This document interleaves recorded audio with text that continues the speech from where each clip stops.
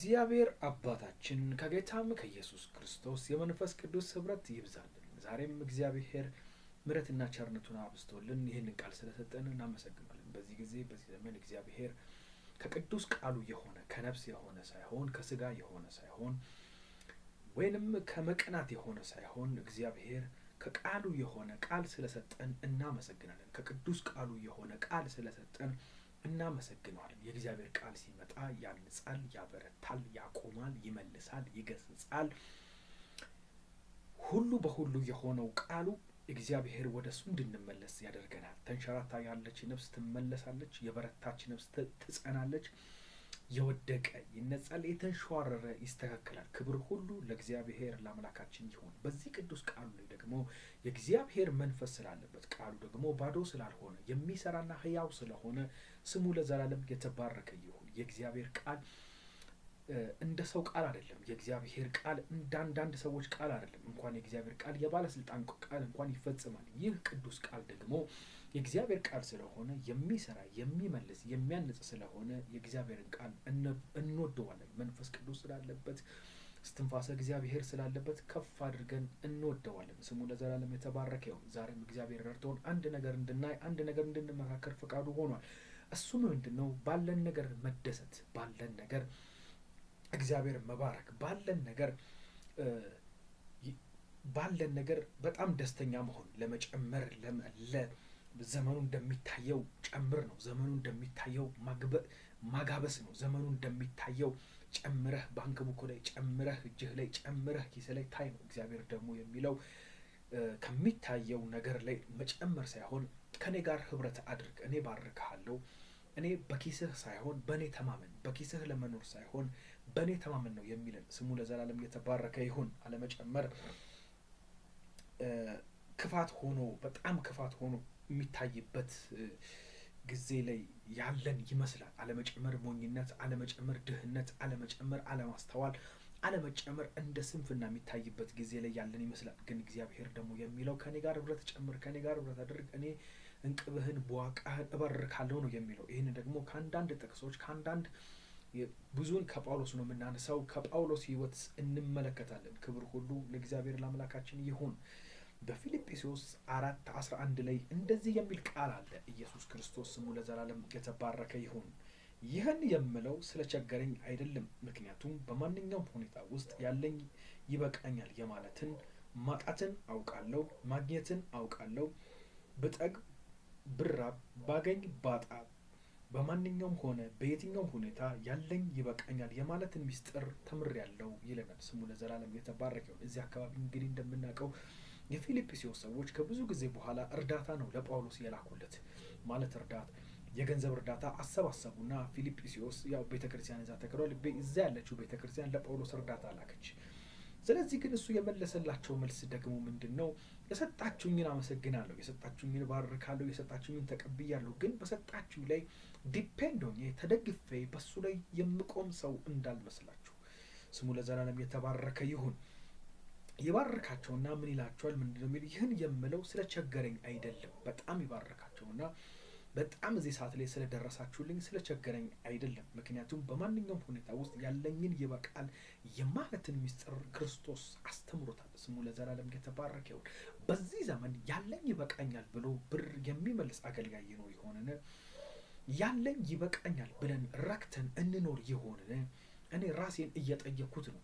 ያለኝ ይበቃኛል ነው የምለው ወይንስ በአስተሳሰቤ ቀን ከሌሊት እግዚአብሔር ገንዘብ ቢሰጠኝ? አንዳንድ ኮንፈረንሶች ስንመለከት እንዲሁም አንዳንድ ቸርቾች ባሳለፍናቸው ቸርቾች በተለያየ ሁኔታ ቸርች ስንመለከት ወር ሙሉ የማግኘት ኮንፈረንስ፣ ወር ሙሉ የመባረክ ማለት መንፈሳዊ ባርኮት አይደለም፣ የገንዘብ ባርኮት እየተባለ የምንነዘነዝበት ፕሮግራም ነው ያለው። ወይንስ ያለን ይበቃናል ባለን ረክተን እግዚአብሔርን እናመስግን ነው የምንለው? ወይንስ ለማግኘት የሚደረጉ ጥበቦች፣ ለማግኘት የሚደረጉ ትንቢቶች፣ ለማግኘት የሚደረጉ ፈውሶች፣ ለማግኘት የሚደረጉ የእግዚአብሔር ቃል የተሸቀጠ የእግዚአብሔር ቃሉ የተጣመመ ቃሉ የተንሸዋረረ ቃሉ የማይለውን ብለሃል ለማለት በግድ ቃሉ እየተጠመዘዘ ከቅዱሳን ኪስ እየተገባ ገንዘብ የሚበዘበዝበት ነው ያለው? ወይንስ በትክክለኛ የጳውሎስ ተማሪ ከሆን የኢየሱስ ክርስቶስ ደቀ መዝሙር ከሆንን እንደ ጳውሎስ ያለኝን ይበቃኛል የማለትን ምስጢር እናገኘው የሆነን ስሙ ለዘላለም የተባረከ ይሁን። በዚህ ቃል የሚሞግተን ጳውሎስ ምንድነው? ብጠግብ ብራብ ባገኝ ባጣ በየትኛውም ሁኔታ ውስጥ ባላንስ አርጌ የመኖር ባላንስ አርጌ የማገልገል አቅሙ አለኝ ይላል። ይህን ደግሞ ክርስቶስ አብርቶለታል። ስሙ ለዘላለም የተባረከ ይሁን። ኢየሱስ ክርስቶስ እንደዚህ ያድርገን። ክርስቶስ ይህንን ጥበብ ይህንን ዊዝደም በማንኛውም ሆነ በየትኛውም ሁኔታ ያለኝን ይበቃኛል የማለትን ምስጢር ተምሬያለሁ። ክርስቶስ ይህን ምስጢር ያብራልን። አልመን አነጣጥረን ሰው ኪስ የመግባት ትምህርት ሳይሆን አልመን አነጣጥረን ልክ ቅዱሳን ደሞዛቸውን ሲቀበሉ በዛሽ ጊዜ የሚዘጋጅ ትምህርት ይሄ ኪስ ገብቶ የማራቆት ትባረካለህ እያሉ ኪሶችን የማራቆት ትባረካለህ፣ የተጸለየበት መሐረብ፣ የተጸለየበት ሳንቲም፣ የተጸለየበት 1 ብር በ100 ብር ግዛ፣ የተጸለየበት ዘይት፣ የተጸለየበት ጨው እየተባለ ታክቲክ በሆነ በተሰራ እንደሱ ነው እግዚአብሔርን የምናገለግለው። እንደሱ ነው ቅዱሳንን የምናገለግለው። የወር ደመወዛቸው የሚቀበሉበት ጊዜ እየተዘጋጀ የሚሰጥ ትምህርት፣ እየተዘጋጀ የሚሰጥ ፈውስ እንደሱ ነው የምናገለግለው? ወይንስ እናንተ ብትሰጡም ባትሰጡም ያለኝን ይበቃኛል የማለትን ምስጢር ክርስቶስ አስተምሮኛል ነው የምንለው? ኢየሱስ ክርስቶስ ስሙ ለዘላለም የተባረከ ይሁን። ወንድሞቼና እህቶቼ ክርስትና ገንዘብ የሚገኝበት ብለን ማገልገል ሳይሆን ክርስትና ክርስቶስን መከተል ነው። ክርስትና የወደቁት እህት ወንድሞቻችን መደገፍ ነው። ክርስትና የክርስቶስን መልክ መግለጥ ነው። ማዘን ነው። መተሳሰብ ነው። መደጋገፍ ነው። እነሱን እያራቆትን የእኛን ኪስ ነው የምንሞላው። እነሱን ባዶ እያረግን ልጆቻቸውን የሚበሉትን እያሳጣን ጫማ ከወርወር ሳይቀይሩ የነብዩ ኪስ እየዳበረ፣ የአገልጋዩ ኪስ እየዳበረ፣ የፓስተሩ ኪስ እየዳበረ፣ የሐዋርያው ኪስ እየዳበረ ነው የምንሄደው? ወይንስ ሐዋርያው ልክ እንደ ኢየሱስ ክርስቶስ እየተራበ እየተጠማ ያለኝ ይበቃኛል፣ ሰው ኪስ መግባት ሳይሆን ፍላጎቴ፣ እቅዴ ጉባኤው፣ ህዝቡ እንዲባረክ የማለትን ምስጢር ነው የምናካሂደው? ወይንስ ኢየሱስ ክርስቶስ ስሙ ለዘላለም የተባረከው? ይሄን ነው ዛሬ እግዚአብሔር የሚሞግተን። ያለኝ ይበቃኛል የማለትን ምስጢር እግዚአብሔር ያብዛልን። ያለኝ ይበቃኛል እያልን ባለን ነገር መደሰት ይሁን፣ ባለን ነገር እግዚአብሔር ማምለክ ይሁን፣ ባለን ነገር እግዚአብሔር በሰጠን በ100 ብሯ መደሰት ይሁን። እሷን ነው እግዚአብሔር የሚባረከው። ስሙ ለዘላለም የተባረከ ይሁን። ማጣትን አውቀዋለሁ ይልና ያለኝ ይበቃኛል። ሰውየው እኮ ኪሱ ባዶ ነው። ጳውሎስ መጀመሪያ ያስቀመጠው ምንድነው? በየትኛውም ሁኔታ ውስጥ ያለኝ ይበቃኛል። በየትኛውም ሁኔታ ውስጥ አሁን ሁኔታዎችን ይደረድራቸውና እንደዚህ ይላል፣ ማጣትን አውቀዋለሁ፣ በማጣት ውስጥ ያለኝ ይበቃኛል። ኢየሱስ ክርስቶስ ስሙ ለዘላለም የተባረከ ይሁን። ማግኘትም ጳውሎስ ያውቀዋል። በዛ ውስጥ ሆኖ ግን ያለኝ ይበቃኛል የማለትን ምስጢር ተምሯል። ወይንስ መጨመር ሳይሆን ሰውየው የሚያስደስተው አንድ የበራለት ምስጢር አለ። በማግኘትም በማጣትም ውስጥ ሆኖ ሰውየው ያለኝ ይበቃኛል። እንደገና የመጨመር ሳይሆን ይሄ ያለኝ ለኔ ለአገልግሎቴ በቂ ነው። ማጣት በባዶ ኪስ ሆኖ ያለኝ ይበቃኛል፣ አገልግሎቴ ይቀጥላል። ማለትም ሰውየው የሚተማመነው ክርስቶስን ነው እንጂ ገንዘብ ላይ ዲፔንድ የሆነ አገልግሎት የለውም። ኢየሱስ ክርስቶስ እንዲህ አድርጎ ይባርከን። ጳውሎስ አላፈረም። ጳውሎስ አልከሰረም። ጳውሎስ ሩጫውን ጨርሷል። ሮም መድረስ የነበረበትን ደርሷል። ወንጌሉ አልተደናቀፈም። ወንጌሉ በገንዘብ እጥረት ምክንያት ህባ አልሆነበትም። ወንጌሉ አልታሰረበትም። ክርስቶስ የሰጠውን አደራ እስከ መጨረሻው አደራውን ተወጥቷል። የተወጣው ግን ታክቲክ በሆነ ገንዘብን በመዝረፍ በመቀበል ሳይሆን ኢየሱስ ክርስቶስ ስሙ ለዘላለም የተባረከ ይሁን። በባዶ ኪስ ሆኖ ያለኝ ይበቃኛል።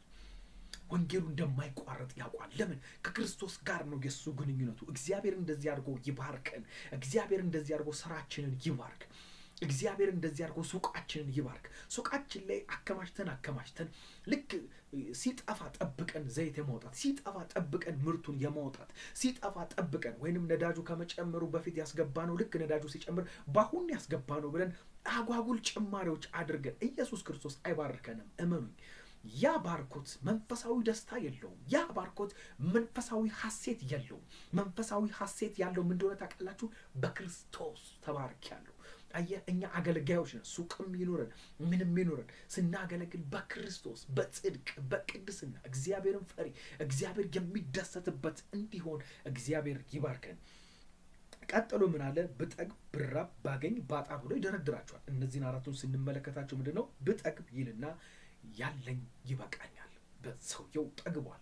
ሰውየው በልቶ ይሁን አካውንቱ ይሁን ጠግቧል፣ በልቷል፣ አልተራበም፣ ግን ያለኝ ይበቃኛል። ጠጋቤ ላይ ሳይሆን የምመካው አካውንቴ ሳይሆን ከፍ ሲል እጄ ላይ የገባው ገንዘብ ሳይሆን ብጠግብ አለ እሱ ሳይሆን የምመካው ያለኝ ይበቃኛል። ያለኝ ማን ነው ሲል ክርስቶስ ነው። ከዛ በኋላ ደግሞ ምን አለ? ብራብ፣ ሆዱ ባዶ ሊሆን ይችላል፣ አካውንቱ ባዶ ሊሆን ይችላል እና የመጣብን ወጀብ የመጣብን ረሃብ ሳይሆን ቦታውን የሚያስለቀቀን ያለኝ ይበቃኛል በክርስቶስ ኢየሱስ ክርስቶስ ስሙ ለዘላለም የተባረከ ይሁን። ባገኝ ይልና ባጣ ይላል። አግኝቷል ገንዘብ፣ ግን ባገኘው ገንዘብ ላይ ዲፔንድ አልሆነም። ባጣ ይልና ያጣበት ጊዜ ህይወቱ ላይ አለ፣ ምንም ጥያቄ የለውም። በዛ ሁሉ መሃል ግን ምንድነው አድርጎ ሰውየው የሚሄደው? ባገኝ ያለኝ ይበቃኛል። በዚህ ሁላ ውስጥ ማጣት፣ ማግኘት፣ ጥጋብ፣ ረሃብ፣ ባገኝ፣ ባጣ የሚላቸው ነገሮች ውስጥ ሁሉ ባላንስ የሚያደርገው በክርስቶስ ነው። ባላንስ የሚያደርገው በመንፈስ ቅዱስ ነው። ባላንስ የሚያደርገው በእግዚአብሔር ነው እንጂ ረሃቡ ሲያደላበት ረሃቡን ዲፔንድ አድርጎ የመዝረፍ የመስረቅ አይደለ? እንደዛ አላደረገም ፖል። ኢየሱስ ክርስቶስ ስሙ ለዘላለም የተባረከ። ጳውሎስን አነሳው እንጂ እንደነ ሳሙኤል ያሉ ብዙ አባቶች መደርደር ይቻላል። እንደነ ዳዊት ያሉ ብዙ አባቶች ለራሳቸው ብዙ ነገር አልተጠቀሙም። ለእግዚአብሔር ብለው ነው፣ እግዚአብሔር ወግነው ነው፣ ከእግዚአብሔር ጋር ሆነው ነው ብዙ ነገርን ያሳለፉት። ኢየሱስ ክርስቶስ ስሙ ለዘላለም የተባረከ ይሁን። ስለዚህ አሁንም የማነሳላችሁ ነገር ምንድን ነው? በሚያደላብን ነገር ላይ ወዳደለው ነገር አንሄድ። ጥጋብ ሊኖር ይችላል፣ ረሃብ ሊኖር ይችላል፣ ምንም ጥያቄ የለውም። ግን በሚጎትተን ነገር ስንጠግብ ስንራብ በሚጎትተን ነገር እዛ ላይ ዲፔንድ አንሆን። እዛ ላይ አንንተራስ። እዛ ላይ ተንተርሰን ንግዳችንን እዛ ላይ ተንተርሰን ማገልገል እዛ ላይ ተንተርሰን መስራት አይሁንብን። እዛ ላይ ሳይሆን መንተራስ ያለብን መንፈስ ቅዱስ ላይ ነው። እዛ ላይ መንተራስ ሳይሆን ያለብን እግዚአብሔር ላይ ነው። ስሙ ለዘላለም የተባረከ ይሁን። ለምን መሰላችሁ? ውስጣዊ ሐሴት የሚባል ነገር አለ። ውስጣዊ እርካታ የሚባል ነገር አለ። የክርስቶስን መልክ የሚገልጥ የክርስቶስን ፊት የሚያሳይ እርካታ የሆነ ክርስትና አለ። ስለዚህ የምነግራችሁ ነገር ምንድነው? በማንኛውም ሁኔታ በየትኛውም ሁኔታ ያለኝ ይበቃኛል የማለትን ሚስጥር ተምሬያለሁ። ኢየሱስ ክርስቶስ ስሙ ለዘላለም የተባረከ ይሁን። ይሄን ሚስጥር እግዚአብሔር አባት ያብራልን። እሺ፣ አንደኛ ጢሞቴዎስ 6:6 ላይ እንደዚህ የሚል ቃል አለ። አንደኛ ጢሞቴዎስ ላይ 6:6 እንደዚህ የሚል ቃል አለ። ነገር ግን እውነተኛ መንፈሳዊነት ባለን ነገር ከመርካት ጋር ትልቅ ትርፍ ነው ይላል። ኢየሱስ ክርስቶስ ስሙ ለዘላለም የተባረከ ይሁን። 1000 ብር ሊኖር ይችላል። የ1000 ብር ደስተኛ እንሁን። 100 ሚሊዮን ብር እየጎመጀን አጠገባችን 100,000 ብር ሊሰጥ ይችላል። አጠገባችን ያለ 500,000 ብር ምናምን የተለያየ መኪና ሊይዙ ይችላሉ። እኛ ግን ባለን ቪትስ ካለን በቪትሳችን እንደሰት። ቪኤት ካለን በቃ ያለኝ ይበቃኛል። በዚህ ምን አለ? እውነተኛ መንፈሳዊነት ነገር ምንድን ነው? ባለን ነገር መርካት፣ ለመጨመር መርካት። ሲጨመር የሚረካ ይመስለናል። ነገር ሲጨመር፣ ገንዘብ ሲጨመር፣ መኪና ሲጨመር፣ ቤት ሲጨመር፣ ልብስ ሲጨመር ነፍሳችን የምትደሰት ይመስላል። ግን ከመጽሐፍ ቅዱስ በላይ ማናችንም ልንሆን አንችልም።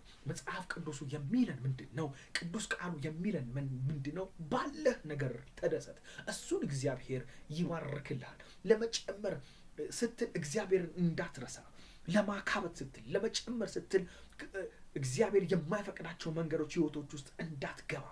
ሰው በሚሄደው መንገድ ሳይሆን ያንተ ጉዞ ያንቺ ጉዞ ሰው በሚሄድ ሰው ሳይሆን መጽሐፍ ቅዱስ በሚለን ነው መሄድ ያለብን። ኢየሱስ ክርስቶስ ስሙ ለዘላለም የተባረከ ይሁን። ስለዚህ ባለን ነገር እንደሰት። ህብረታችን ይጣፍጣል ከእግዚአብሔር ጋር፣ መንፈስ ቅዱስ ጋር ይጣፍጣል። ባለን ነገር ባለችን ነገር ስንደሰት 1 ሚሊዮን ብር ሊሆን ይችላል፣ 1000 ብር ሊሆን ይችላል። ጉዳዩ እሱ አይደለም። ጉዳዩ እሱ ሳይሆን እውነተኛ መንፈሳዊነት ባለን ነገር መደሰት። እግዚአብሔር አባቱ ይህን ስለሰጠኝ አመሰግናለሁ። 2 ልጅ ስለሰጠኝ እባርክሃለሁ።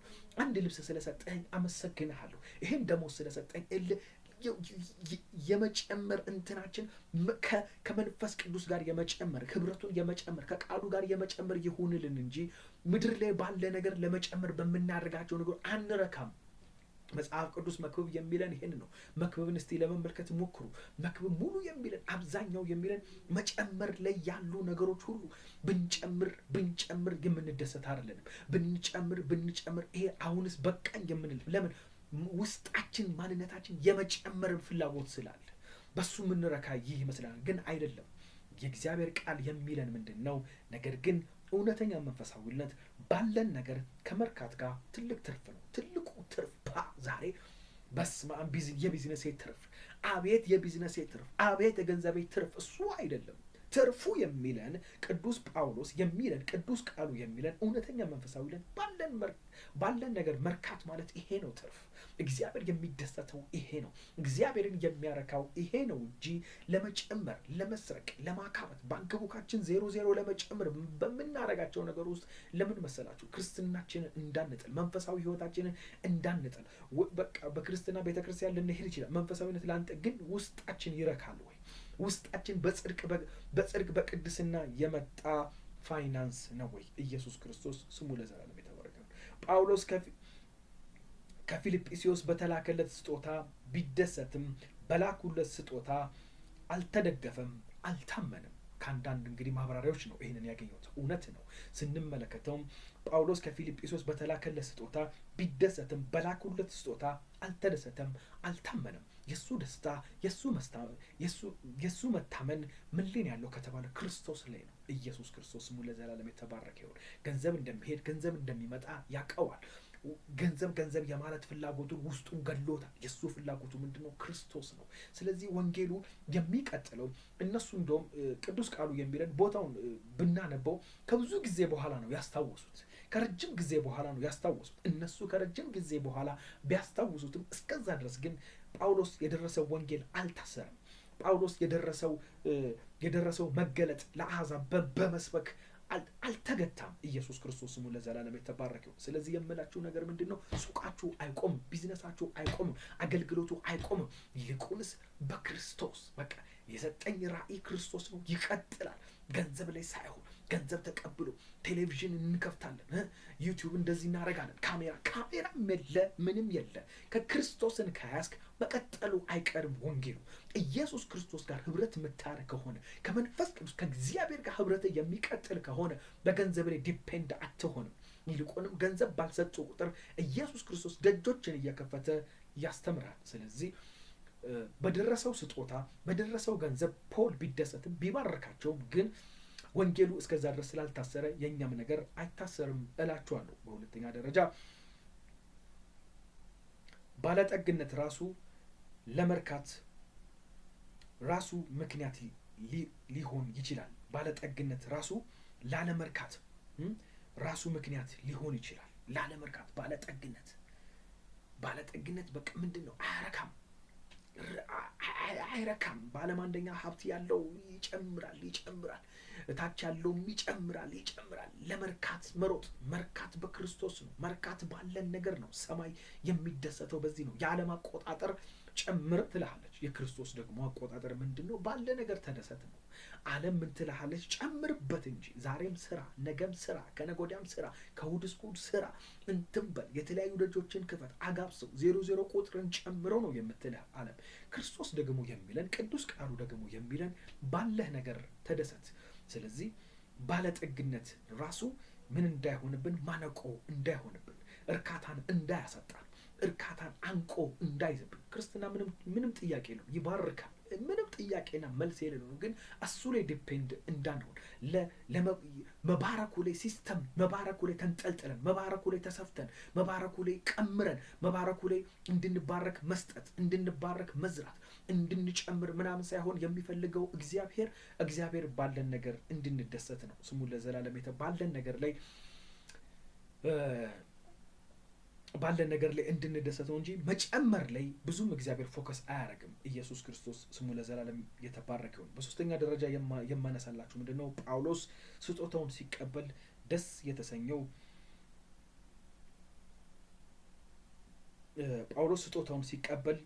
የተሰኘው በማሰባቸው ነው እንጂ የእሱ ደስታ የጀመረው እነሱ ከመላካቸው በፊት ነው። ኢየሱስ ክርስቶስ ስሙ ለዘላለም የተባረከ ይሁን። ጳውሎስ ሲቀበል ደስ የተሰኘው በማሰባቸው ነው እንጂ የእሱ ደስታ የጀመረው እነርሱ ከመላካቸው በፊት ነው። ቦታውን ገብተን ብናነበው ከብዙ ጊዜ በኋላ እንዴት አሰባችሁኝ ነው የሚለው። ስለዚህ ደስታው ሩቅ ነው የጀመረው። ደስታው የተደሰተው በሰጡት ስላሰቡት ጠርቀም አድርገው ገንዘብ ስለሰጡት እዛ ጋር ዋው አላለም። የእሱ ደስታ በባዶ ሆኖ ይደሰታል። የእሱ ደስታ ያው ነው። ባዶም ሆነ ቢያገኝም ደስታው አይነዋወጥም፣ ደስታው አይወሰድበትም። ደስ ያለው እሱ ስለላኩለት በጣም ተገረመ እንጂ ቢልኩለትም ባይልኩለትም ወንጌሉ ሮም ደርሷል። ምንም ጥያቄ የለው። ይህን እንግዲህ ፊልጵስዩስ የጻፈው ሮም ሆኖ ነው የሚባለው በእስር ቤት። ስለዚህ ግቡ ደርሷል፣ ሄዷል፣ ተመቷል ግቡ። ስለዚህ በማግኘትና በማጣት ላይ የተንጠለጠለ ደስታ የለውም። የእሱ ደስታ በክርስቶስ ነው። ስለዚህ ቆይቶ ጀምሯል ልላችሁ ነው። የእሱ ደስታ ስለላኩለት ሳይሆን በላኩለት ጊዜ ሳይሆን የተደሰተው ደስታው የጀመረው ቆይቷል። በማግኘትም በማጣት ክርስቶስ ይህን ምስጢር አብርቶልኛል ያለ ጊዜ ደስታው እዛ ጋር ሆኗል ልላችሁ ነው። ከዛ በፊት በማንኛውም ሁኔታ ውስጥ መርካትን ተምሮ ነበር። ከዛ እነሱ ገንዘብ ከመላካቸው በፊት በማንኛውም ሁኔታ ውስጥ ጳውሎስ ይረካል። በማ ከተባለ በክርስቶስ ባዶ ሆኖ ይረካል፣ ሙሉ ሆኖ ይረካል፣ ጎድሎ ሆኖ ይረካል፣ ተትረፍርፎም ይረካል። ስለዚህ ክርስትናችን እንደዚህ ነው መሆን ያለበት። ክርስትናችን በማግኘትና በማጣት ላይ ደስ በማግኘትና በመራብና በጥጋብ ላይ ደስ የምንሰኝ ሳይሆን በሁለቱም ላይ ባላንስ አድርገን በክርስቶስ እንድንደሰት ነው የሚመክረን። እርካታው የመጣው በገንዘብ በቁስ ሳይሆን ክርስቶስ አንድ ትምህርት አስተምሮታል። ከምድር ስኬት አውጥቶት ክርስቶስ ላይ ሆኗል የእሱ ስኬት። ልድገምላችሁ። እርካታው የመጣው በገንዘብ በቁስ በምድር ሳይሆን ክርስቶስ አንድ ትምህርት አስተምሮታል። ከምድር ስኬት አውጥቶት ክርስቶስ ላይ ስኬቱን አድርጎታል። ክርስቶስ ላይ እንዲተማመን አድርጎታል። ስለዚህ ክርስትናችን አሁን እንደሚታየው ቤት ኪራይ እንትን በቃ ራእዩ የሚቆም ይመስል ራእዩን የሰጠን ባለ ራእዩ ክርስቶስ እስካለ ድረስ በምንም ሁኔታ ራእዩ አይቋረጥም። በምንም ሁኔታ ራእዩ አይገደብም። እንዲሁም ራእዩ የሚገደበው ቅድም እንዳነሳውላችሁ በጣም ባለጠግነት ላይ ዲፔንድ ስናደርግ ባለጠግነት ማነቆ እንዳይሆንብን ባለጠግነት እንደምናውቀው መጨመር ነው። ስለዚህ መጨመር ላይ የምናስብ ከሆነ ገንዘብ አግኝቼ ራእዩ ባለቤት ክርስቶስ እስካለ ድረስ ያንቺ ራእይ ያንተ ራእይ አይቆምም። ኢየሱስ ክርስቶስ ስሙ ለዘላለም የተባረከ ይሁን። ሱቁ ላይ ክርስቶስ ካለ፣ ራእዩ ላይ ክርስቶስ ካለ በምንም አይነት ሁኔታ ክርስቶስን የሚያቆመው የለም። በምንም አይነት ሁኔታ ምድር ገንዘብ ብታጥ፣ ባንክ ባዶ ቢሆን፣ የፈለገ ቢሆን የተነገረው ራእይ አካል መልበሱ አይቀርም። ለምን ከተባለ ክርስቶስ የተጀመረው በገንዘብ ሳይሆን በመንፈስ ቅዱስ ላይ ነው። ሐዋርያቶቹ የጀመሩት ገንዘብ በየኪሳቸው አድሏቸው ሳይሆን መንፈስ ቅዱስ ላይ ነው። ስለዚህ ያንቺ ራእይ፣ ስለዚህ ያንተ ራእይ፣ የኔ ራእይ የምንተማመነው በመንፈስ ቅዱስ ላይ ነው እንጂ በፖኬት መኒው ላይ አይደለም፣ በባንክ ቡካችን ላይ አይደለም። ኢየሱስ ክርስቶስ ስሙ ለዘላለም የተባረከ ይሁን። ዛሬም የምነግራችሁ ነገር አገልጋዮች ወንድሞቼና እህቶቼ የምትሰሙኝ ሁሉ ገንዘብ ላይ ዲፔንድ አንሁን። ይልቁንስ ከገንዘቡ በላይ ምንጭ የሆነው ክርስቶስ ላይ እንተማመን። ገንዘብ ቢቋረጥ ባይቋረጥ ራእዩ ይቀጥላል። ክርስቶስ ካለ ይቀጥላል። ክርስቶስ ደግሞ ለዘላለም ይኖራል። መንፈስ ቅዱስ ካለ ይቀጥላል። ኢየሱስ ክርስቶስ ስሙ ለዘላለም የተባረከ ይሁን። ጳውሎስ እዚህ አካባቢ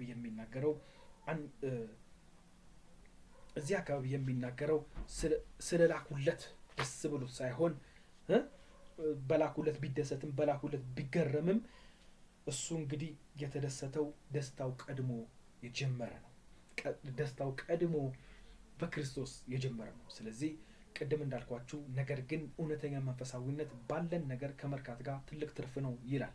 እዚህ አካባቢ እንግዲህ የምናገኘው አንደኛ ጢሞቴዎስ 6:6 ነው። ይህን የሚናገረው እዚህ አካባቢ ስለ ሐሰተኛ አስተማሪዎች፣ እዚህ አካባቢ ክርስትናን በተሸዋረረ መንገድ የተረዱትን ጳውሎስ ያውቃቸዋልና ምን ይላቸዋል መሰላችሁ? ጳውሎስ እዚህ አካባቢ የሚናገረው አንዳንድ አስተማሪዎች ራሳቸው ከፍ አድርገው የሚያዩት ሀብታም ለመሆን ፍላጎት እንዳላቸው ስለሚያውቅ ነው። ጢሞቴዎስን እየሞከረ ነው። ቅድም እንዳነበብኩላችሁ ጥቅሱን ያው እዚህ ጋር አድርጌላችኋለሁ። ነገር ግን እውነተኛ መንፈሳዊነት ባለን ነገር ከመርካት ጋር ትልቅ ትርፍ ነው። አንዳንድ አስተማሪዎች ግን እዚህ ጋር መንፈሳዊ ነገር ትርፍ ለማግኘት የሚሯሯጡ አሉ። መንፈሳዊ ነገር ገንዘብ ለማግኘት የሚሯሯጡ አሉ። እነሱን ባህሪያቸውን ስለሚያውቅ እንደነሱ እንዳይሳብ ጢሞቴዎስ ወደ እነሱ ትምህርት ወደ እነሱ ሀሳብ እንዳይወስድ ምንድን ነው የሚለው ጳውሎስ ለጢሞቴዎስ? ትርፍ ለማግኘት መሯሯጥ ሳይሆን ባለን ነገር ተደሰት፣ ባለ ነገር ተደሰት ነው የሚለው። ስለዚህ አስተማሪዎቹን ስለሚያውቃቸው ፖል ቀድሞ እየነገረ ነው። ክርስትና ሰዎችን ሀብታም ቢያደርግም ግን የስህተት አስተማሪዎች በሚያስቡት መንገድ ግን አይደለም። ክርስትና ሰዎችን ሀብታም ቢያደርግም ግን የስህተት አስተማሪዎች በሚያስቡት መንገድ አይደለም። የስህተት አስተማሪዎች ምንም ጥያቄ የለውም። ትባረካለህ፣ አምጣ፣ ትባረካለህ፣ ግዛ፣ ትባረክ፣ ባንክ ቡክ ውስጥ 100 ብር አስገባ፣ ትባረካል፣ እኔ የጸለይኩበት ነው። በቃ የስህተት ትምህርት ምንም ጥያቄ የለውም አለ። ድሮም የጀመረ ነው፣ አሁንም የቀጠለ ነው። ግን ጳውሎስ ለጢሞቴዎስ እየመከረ ነው። እነሱ ባሰቡበት መንገድ ሳይሆን እግዚአብሔር ባሰበው መንገድ ይባርከናል። እግዚአብሔር ባሰበው መንገድ እንጂ ሰው ባሰበው፣ አገልጋይ ባሰበው፣ ስጋችን ባሰበው አይደለም። ክርስቲያን ባላቸው ነገር መርካት ካለመዱ እና አሁንም ተጨማሪ ለማግኘት ካልፈለጉ ሀብታሞች ናቸው ይለናል። በደም ስሙኝ እዚህ ጋር ክርስቲያን ባላቸው ነገር መርካት ካለመድን እና አሁንም ተጨማሪ ለማግኘት ካልፈለግን ሀብታሞች ነን። በትክክለኛ ክርስቲያን ይሄ ነው። የተንሸዋረረ ክርስቲያን ጨምር ይልሃል። ረቤት ጨምር፣ እሑድ ስትሄድ ዝራ፣ እንትን ስትል ኮኔክት አድርግ፣ እንትን ስትል ጨምር፣ እንዴ ትባረካለህ እያለ ኪስን እያራቆተ ልጅ የሚበላውን እያሳጣህ መበስበስ ሳይሆን ባለን ነገር የምንረካ ከሆነ ትክክለኛ ክርስቲያን ነው። ባለን ነገር እርክት የምንል ከሆነ ለመጨመር መጓጓት፣ ለመጨመር ምራቅ የምንውጥ ከሆነ ለመጨመር የምናስብ፣ ለመጨመር ትንቢት የምናዘጋጅ ከሆነ ለመጨመር፣ ቃል የምናዘጋጅ ከሆነ ለመጨመር፣ እያጭበርበርን ያለፈበት ምናምን ሱቃችን ውስጥ የምናስገባ ከሆነ እንግዲህ በትንሹ ነው ይሄን የማነሳላችሁ። ቢሮ ያሉ ሁላሉ በሙስና ለመጨመር አቤት አቤት አቤት፣ በቴሌ ብር አስገባ ትባላለህ፣ እንደዚህ አድርግ ትባላለህ። ወረዳ ስትሄድ የታወቀ ነው። ትራፊክ ሲይዝ የታወቀ ነው። በቃ ትራፊኩ ለመጨመር ክርስቲያን የሆናችሁ እባካችሁ ስሙ። እግዚአብሔር ይህንን መንገድ አይፈልጉም። እግዚአብሔር ይህን አቅጣጫ አይፈልጉም። ከሰው ቂስ እያራቆትን በሙስና የሰው ቂስ እያራቆትን በቴሌብር የሰው ቂስ እያራቆትን በባንክ ቡክ ጨምር ማተብ ለማስተማር ይሄ የክርስትና መንገድ አይደለም ወንድሞቼና እህቶቼ። እግዚአብሔር አይደሰትበትም። እኛ ልንደሰት እንችላለን፣ እግዚአብሔር ግን አይደሰትበትም። እናንተ መንግስት መስሪያ ቤት ያላችሁ በሙስና እባካችሁ ገንዘብ የምትጨምሩ ባንክ ቡካችሁን የምታካብጡ እግዚአብሔር አይደሰትበትም። እመኑኝ፣ ገንዘብ ሄዶ የሚቆምበት ጊዜ አለ። ልጅህ የማይድንበት ገንዘብ የማያድንበት ጊዜ አለ። ልጅሽ የማያድንበት ጊዜ አለ። የሚያድነው ከገንዘብ በላይ የሆነው ኢየሱስ ክርስቶስ ይሻልሻል። በጽድቅ እናገልግል። በጽድቅ ወንበሩን ሲሰጠን እግዚአብሔር በጽድቅ ህዝብን በፍትህ በቅንነት እግዚአብሔር 100 ብሯን ይባርካታል። በሙስና የምናገኘው 1 ሚሊዮን ብር የተዘፈዘፈ ከሚሆን እኔ ነግራችኋለሁ፣ እውነቴን ነው። እግዚአብሔር የሰጠን በጽድቅና በእውነት እግዚአብሔርን እናገልግለው። ክርስቲያን ዋነኛ ፍላጎታቸው ሀብት ማካበት ከሆነ ያንን ሀብት ገንዘብ ሊያገኙ ይችላሉ። ነገር ግን መጨረሻቸው አስከፊ የሆነ መንፈሳዊ ድህነት ውስጥ ይወድቃሉ። መንፈሳዊ ህይወት ይናዳል። እውነተኛ ደስታ ይታጣል። እውነተኛ ደስታ ይታጣል። ጭንቀት በጭንቅላት ይሞላል። የምነግራችሁ ይሄ ነው። ብሩ ደስታ የሚያመጣ ይመስል አያመጣም። በጭንቀት የተሞላ ጭንቅላት በቃ ጨለማ ነዋ። ምንም ጥያቄ የለውም። የምናመጣው መንገድ እግዚአብሔራዊ መንገድ አይደለም። ስለዚህ ባለን ነገር እንርካ። የሌለንን ለመሙላት በምንሮጥ ጊዜ ጭንቀት ነው በነፍሳችን ውስጥ እየሞላን የምንሄዱ። መጨነቅ፣ ዲፕሬሽን። ይሄ ዓለምን የሞላ ሀብት አለ፣ ግን ዲፕሬሽን ናቸው። ሀብት በሀብት ናቸው። እንቅልፍ የሚባል የላቸውም። ሀብት በሀብት ናቸው። 3ኛ ፎቅ 4ኛ ፎቅ ችግር የለውም። ግን ውስጣቸው የተረበሸ፣ ውስጣቸው ያልተረጋጋ፣ ገንዘብ በገንዘብ ናቸው። የሚበሉት ዕለት የተለያየ ምግብ ሊሆን ይችላል። ግን ደስታቸው የተነጠቀ ክርስቲያን እንዳንሆን፣ ደስታ የተወሰደብን ሰዎች እንዳንሆን፣ ስለዚህ በጽድቅ በቅድስና እግዚአብሔርን እናገልግል። ነገር ግን እውነተኛ መንፈሳዊነት ባለን ነገር ከመርካት ጋር ትልቅ ትርፍ ነው ይለናል ኢየሱስ ክርስቶስ። ስሙ ለዘላለም የተባረከ ይሁን። ሉቃስ 3:14 እንደዚህ ይላል፣ ወታደሮች ደግሞ እኛስ ምን እናድርግ ብለው ጠየቁት። እርሱም የማንንም ገንዘብ በግፍ አትንጠቁ፣ ሰውንም በሐሰት አትክሰሱ፣ ደሞዛችሁ ይወቃችኋል አላቸው። ወታደሮችን ለምሳሌ ነሳ እንጂ እኛንም ነው፣ ክርስቲያኖችን በጠቅላላ ነው። ያለን ገንዘብ ይበቃናል፣ ያለን ደሞዝ ይበቃናል። እመኑኝ፣ እግዚአብሔር ያለበት ደሞዝ፣ መንፈሱ ያለበት ደሞዝ ይበቃናል። መንፈሱ የሌለበት 1 ሚሊዮን ብር፣ መንፈሱ የሌለበት 10 ሚሊዮን ብር ከመንዳት እግዚአብሔር ያለበት ጥቂቷ ነገር ለብዙዎች ትሆናለች። ጥቂቷን ነገር ማብዛት የሚችል እግዚአብሔር ከኛ ጋር ቢሆን ይሻላል። መንፈሱ የሌለበት ህልውናው የሌለበት መኪና፣ ቤት፣ ልብስ ከምንለብስ መንፈሱ ያለበት የተቦጫጨቀ ልብስ ይሻለናል። ሞገስ የሚሆንን እሱ ነው።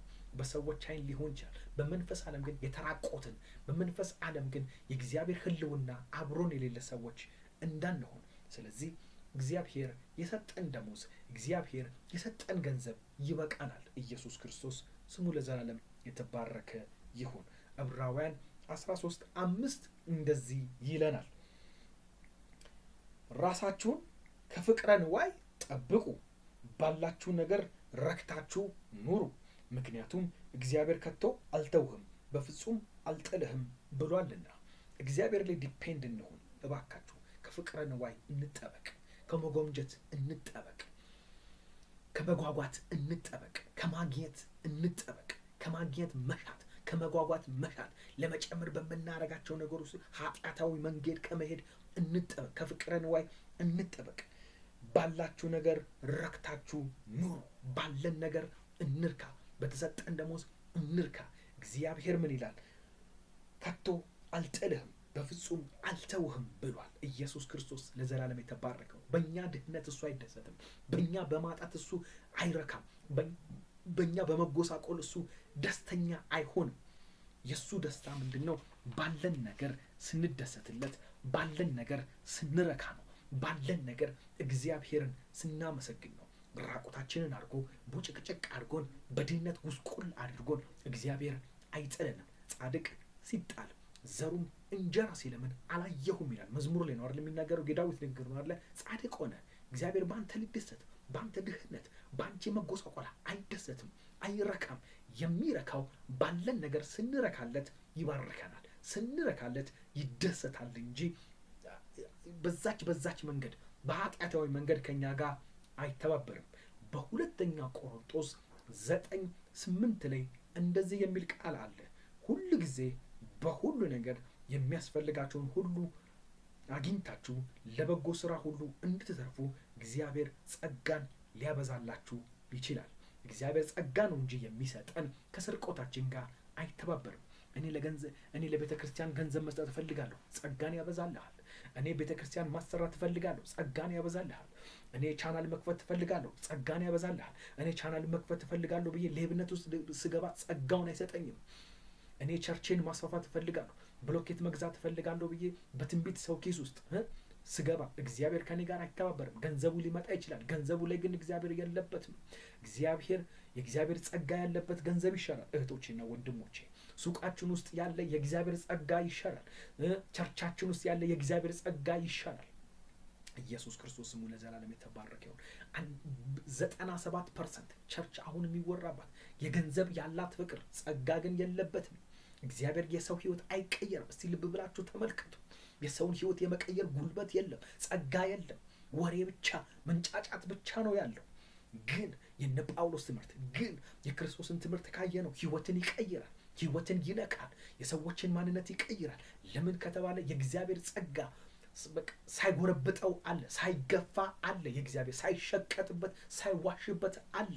እነሱ ደስታቸው ምንድን ነው? ህልውናው ጋር ነው፣ ጸጋው ጋር ነው። ጸጋው ይሰጣል። እግዚአብሔር ለቤቱ ስራ እንዴት አይነሳም? እግዚአብሔር ቤቱ እንዲሰፋለት እንዴት አይፈልግ? ቅዱሳን እየሰፉ ሲመጡ በሐዋርያት ዘመን ምንድን ነው ሲያደርጉት የነበሩት? በመጀመሪያ ትምህርታቸው 3000 ሰዎች በትምህርታቸው በእውነተኛ ትምህርት መጡ።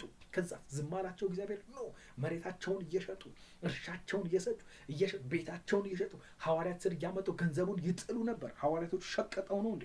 ሐዋርያቶቹ በድህነት እንዲቆሳቆሉ እግዚአብሔር ፈልጓል እንዴ? እንዲጠሙ እንዲራቡ እግዚአብሔር ፈልጓል እንዴ? አልፈለገም እግዚአብሔር። ኖ የጳውሎስ መንገድ ሌላ ነው፣ የእኛ መንገድ ሌላ ነው። ጳውሎስ የሄደበት እግዚአብሔር ያለበት ነው ያገኘው። ቤተክርስቲያን ሲገባ ስለነበረ የዘራውን ዘር ነው ያገኘው። እነ ጴጥሮስ ጋር ስትመጡ ግን በድህነት እንዲቆሳቆሉ በረሃብ እንዲቆሳቆሉ የእግዚአብሔር ፍላጎት ነው እንዴ? አይደለም። ግን በትምህርታቸው ጸጋ ነበረ፣ በትምህርታቸው ውስጥ ኃይል ነበረ፣ ሰዎችን ይዳስስ ነበረ፣ ክብሩ ከነሱ ጋር ነበረ። ስለዚህ አልሸቀጠም።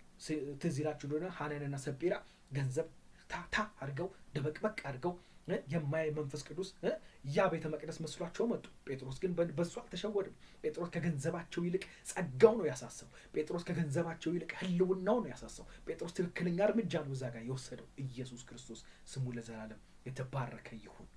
ስለዚህ ጸጋው እንዲበዛልን፣ ጸጋው እንዳይሸሸን፣ ስም ብቻ እንዳንሆን፣ ከገንዘቡ ይልቅ ጸጋው ቢሄድ ባሄድ ለጊዜያዊ መፍትሄ ብለን ይሄ ሁላ ሰው እያለ እንዴ ገንዘቡን ተፍ ማድረግ ነው እንጂ ይሄ ሁላ ሰው እያለብኝ ማብላትና ማጣጣት አልችልም ብሎ ሐናንያና ሰጲራ ሌብነታቸውን ዝም አላለም። ሌብነታቸውን ተናገረ፣ ሌብነታቸውን አጋለጠ። በቤተ ክርስቲያን ላይ ታላቅ ፍርሃት መጣ። በዚህ ዘመን ይደረጋል። ገንዘብ ስጥ እንጂ ማን ዞር ብሎ ይመለከታል? ገንዘብ ስጥ እንጂ ጸጋ ኖረ አልኖረ፣ የሰው ህይወት ተቀየረ አልተቀየረ፣ ባለሀብት ከአንዱ ቸርች አንዱ ቸርች እንቀማማለን እንጂ ማን ምን ሲያደርግ፣ ማን የትኛው ማንን ሲቆጣ፣ ጸጋ የለም። ሁሉም ለገንዘብ ነው የሚሯሯጠው። ድሃ አይታሰብ፣ ምስኪን አይታሰብ። ገንዘብ ስጥ እንጂ ከፈለግከው አምጣው እንጂ። ጴጥሮስ ግን ከፈለገበት መጥቶ ዛቋት ውስጥ አላስገባ፣ ዛቋት ውስጥ አላስገባ። በዚህ ዘመን ያለች ቸርች አንተ ከየትም ገንዘቡን አምጣው እንጂ ምን አገባው? ከየትም ብታመጣው፣ ሰው ገለህ ብታመጣ፣ ሙስና ሰርተህ ብታመጣ፣ ሰው ግን እየፈለክበት ሄደህ ብታመጣ ማምን ሲልህ በዚህ ቸርች እሱማ ሰጪ ነው እንጂ ተብለህ የምትሞሰገው ፊት ትሆናለህ እንጂ ህልውና የለም። ጴጥሮስ ህልውናው ከሚል ገንዘባችሁን ጥፋ ነው ያለው ከነ ገንዘቡ። ኢየሱስ ክርስቶስ ስሙ ለዘላለም የተባረከ ይሁን። ስለዚህ የምነግራችሁ ነገር እግዚአብሔር በረሃባችን አይደሰትም። እግዚአብሔር ጸጋን እንዲያበዛልን፣ እግዚአብሔር መንፈሱን እንዲያበዛልን በጽድቅ በቅድስና እናገልግል፣ በጽድቅ በቅድስና እንነግድ፣ በጽድቅ በቅድስና ከእግዚአብሔር ጋር ህብረት እናደርግ። እግዚአብሔር በማንኛውም ጊዜ የፈለግነው ነገር ማድረግ እንችል ጸጋውን ያበዛልናል። ሁል ጊዜ በሁሉ ነገር የሚያስፈልጋችሁን ሁሉ አግኝታችሁ ለበጎ ስራ ሁሉ እንድትተርፉ እግዚአብሔር ጸጋን ሁሉ ሊያበዛልን ይችላል። ስለዚህ የምነግራችሁ ነገር ምንድን ነው? እግዚአብሔራዊ በሆነ መንገድ እናገልግል። እግዚአብሔር ስሙ ለዘላለም የተባረከ ይሁን። ይሄ ቃል 30፣ 60፣ 100 ፍሬያማ ስለሚሆን እግዚአብሔር አባት ሆይ እኔ እባርካለሁ። በጽድቅ በቅድስና የምናገለግልበት ባለን ነገር ረክተን እግዚአብሔር ሆይ በመጨመር የሚረካ አይደለም፣ በመጨመር ሲሆን ከእግዚአብሔር ጋር በምናደርገው ህብረት በሰጠን ነገር እየተደሰትን እግዚአብሔር ስሙ ለዘላለም ጸጋውን ያበዛልናል፣ ምህረቱን ቸርነቱን ያበዛልናል፣ እንቅብ ዋቃችንን ያበዛልናል። ኢየሱስ ክርስቶስ ስሙ ለዘላለም የተባረከ ነው። ይህ ትምህርት ፍሬያማ ስለሚሆን እኔ አመሰግናለሁ። አይኖቻችን ከገንዘብ ላይ አንስተን እግዚአብሔር የምንልበት፣ አይኖቻችን ከሳንቲም ላይ አንስተን መንፈሱን የምንልበት፣ ክብሩን የምንልበት ዘመን ስለመጣ እኔ እባርካለሁ። ክርስቶስ ይህን ምስጢር ስለሚያበራልን፣ እዚህ ላይ ያለው ምስጢር ስለሚገለጥ ኢየሱስ ክርስቶስ ስምህ ለዘላለም የተባረከ ይሁን። ሳምንታችሁ ይባረክ፣ ወራችሁ ይባረክ፣ የነካችሁት ይባረክ፣ በዋቃችሁ ይባረክ። በጽድቅ በቅድስና እግዚአብሔርን አገልግሉ፣ ጸጋን ያበዛላችኋል። ኢየሱስ ክርስቶስ ስሙ ለዘላለም የተባረከ ይሁን። ተባረኩ። አሜን።